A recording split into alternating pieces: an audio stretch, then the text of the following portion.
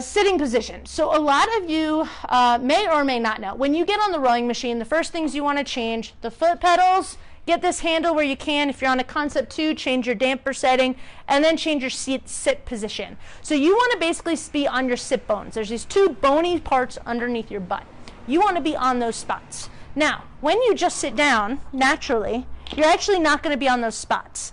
However, you might be, and this is where I wanted to talk about it a little bit. So a lot of people are in other groups, and people are saying, hey, take your hand, grab underneath your butt, and lift your butt up. And do that on the other side. Cool.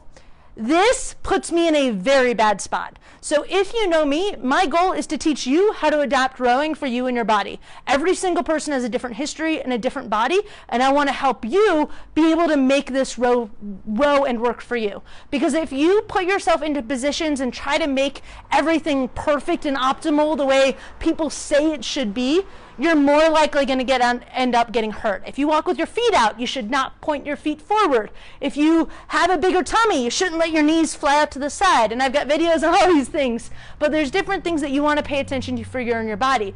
This sitting position is actually no different. Now, I'm going to stand up. You're not going to be able to see my head. But if you look at me, I actually have a pretty big arch here in my back. It used to be worse. I've been working on it, so you can work on this.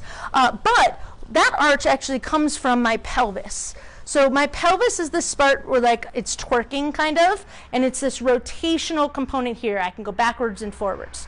Now, if I stand with my arch, I'm actually already tilted forward. So there's not much more, so you can see that tiny little movement.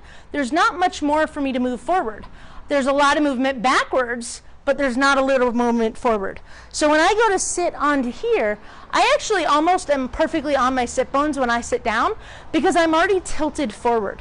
If I do this butt thing, it actually puts me into the position where I am fully forward. I literally can't tilt anymore. I can go backwards and round my back, but I can't go forward. Now, it also means that when I get to the catch, just look at kind of how I'm a little bit more upright. I can't move more forward.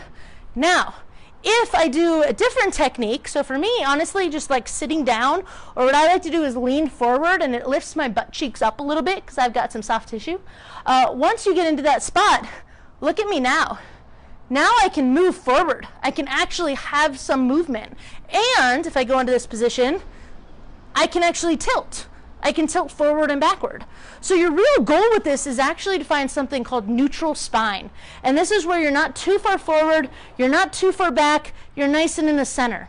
But everybody has a different spot where that is, depending on where your natural position is. So for me, we saw that I'm more forward, and me to get neutral, I can't go more forward, and that forces me forward. So figure out a technique that works for you. Those are the 2 that I recommend trying. But I am not a huge, every single person should be doing that butt lift, because a lot of people say, hey, I'm in the right spot, I did this butt lift, but then they're more upright, they can't get forward, and it's literally because your pelvis just can't tilt anymore. So everyone's anatomy is different, check that out, but that's what I wanted to talk about today. 2 great things for beginner rowers, and if you've been rowing and watching videos and something still feels kind of off, that's a good place to start. Your sitting position is usually the best place to start, then followed by your wonderful damper and your foot positions, because those are some of those things you can control that are outside of the form component. All right, let me know if you guys have questions. I really hope that helped you guys out. If it did, please let me know. Thanks for watching. I really hope you enjoyed that video. If you did, go ahead and hit that subscribe button. I put new things out weekly so you can get new information. You can also join the Keep Rowing Longer Facebook group where you can ask your questions and get your questions answered quickly. So if you're interested in that, I'd love to see you there. There's a link in that description below, and I hope to see you there and chat soon.